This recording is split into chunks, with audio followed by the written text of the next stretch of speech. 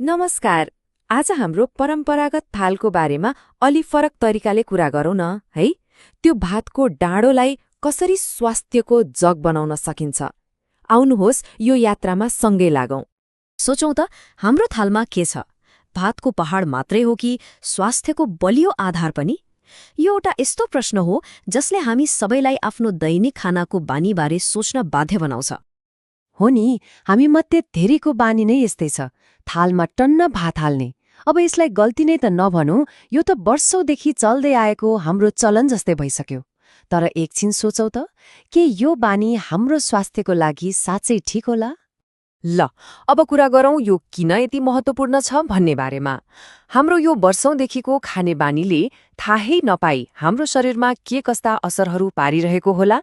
आउनुहोस् यसलाई अलि गहिरिएर हेरौं। भात धेरै खाने बानीले लामो समयमा केही गम्भीर असरहरू देखा पर्छन्, जस्तै धेरै कार्बोहाइड्रेटले गर्दा मोटोपन बढ्ने र ज्यान आलस्य हुने। अनि अर्को कुरा, पेट त टन्न भरिन्छ, तर शरीरलाई चाहिने आइरन, क्याल्सियम, भिटामिन जस्ता तत्त्वहरूको भने कमी भइरहेको हुन्छ। र सबैभन्दा डरलाग्दो कुरा त के भने, यसले मुटु रोग र उच्च रक्तचाप जस्ता खतरनाक रोगहरूको जोखिम पनि बढाउँछ। यो भनाइले त सबै कुरा छर्लङ्ग पार्छ नि, होइन र?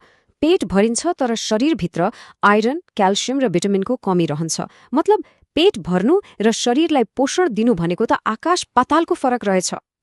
ल, समस्या त थाहा भयो। अब समाधान के त? हो, यहीँनिर आउँछ खण्डे थालको अवधारणा। यो सुन्दा सामान्य लागे पनि यसको पछाडि ठूलो विज्ञान छ। यो खाली खानाको मात्रा मिलाउने मात्र होइन, बरु हाम्रो शरीरले पोषक तत्त्वहरूलाई कसरी पचाउँछ, कसरी प्रयोग गर्छ भन्ने कुरासँग जोडिएको छ। अब हेरौं है, यो सन्तुलित थालले कसरी जादु जस्तै काम गर्छ। जब थालको 1/4 मात्र भात खाइन्छ, शरीरमा सुगरको मात्रा 81 बढ्न पाउँदैन, नियन्त्रणमा रहन्छ। दाल र गेडागुडीबाट पाउने प्रोटिनले शरीरको मर्मत सम्भार गर्छ, पाचन प्रणालीलाई पनि सघाउँछ। अनि थोरै मात्रामा प्रयोग हुने घिउ वा तेलले भिटामिनहरूलाई शरीरमा सोसिन मद्दत गर्छ। कस्तो गजबको प्रणाली है। त्यसो भए अब लागौं ठोस समाधानतिर। नयाँ थाल, नयाँ नियम।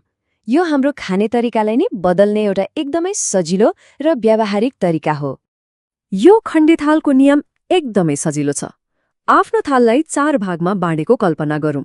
आधा भाग मतलब 50% हरियो सागपात र तरकारीले भर्ने, बाँकी आधाको 1/4 भात र अर्को चौथाइमा दाल वा अरू कुनै प्रोटिन। हेर्नुस् त, कति सरल तर कति शक्तिशाली नियम हो। यसैलाई क्वोटोप्लेट मेथड पनि भनिन्छ। भाग नियन्त्रण गर्ने यो भन्दा सजिलो नियम अरू के होला र? 1/4 भात जस्ता कार्बोहाइड्रेट, 1/4 दाल जस्ता प्रोटिन र बाँकी आधा भाग तरकारी। सम्झना पनि कति सजिलो। यहाँ एउटा कुरा के बुझ्नुपर्छ भने, हामीले भात खानै छोड्नुपर्छ भनेको होइन, बिल्कुलै होइन। मुख्य कुरा त यसको मात्रालाई नियन्त्रणमा राख्ने हो। आफ्नो मनपर्ने खानेकुरा छोड्नै पर्दैन, केवल त्यसलाई सन्तुलित तरिकाले खाने बानी बसाल्ने हो। ल हेर्नुहोस् त, पुरानो बानी र नयाँ आधारमा कति फरक छ। हामी भातको पहाडबाट स्वास्थ्यको बलियो जगतिर सर्दैछौं। कति खाइयो भन्दा पनि के खाइयो भन्ने कुरा महत्त्वपूर्ण हुँदैछ।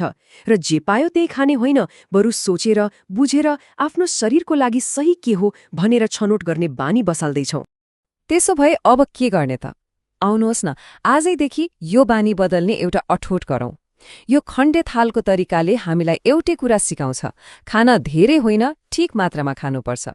यो हाम्रो स्वास्थ्यको लागि हामी आफैले चाल्न सक्ने सबैभन्दा शक्तिशाली कदमहरूमध्ये एक हो। र अन्त्यमा एउटा प्रश्न आफैलाई सोधौं, आज हाम्रो थाली के कथा भन्छ? के यो त्यही पुरानो असन्तुलित बानीको कथा हो, वा एउटा सन्तुलित र स्वस्थ भविष्यको सुरुवातको कथा हो? याद राखौं, छुनौट सधैँ हाम्रै हातमा हुन्छ।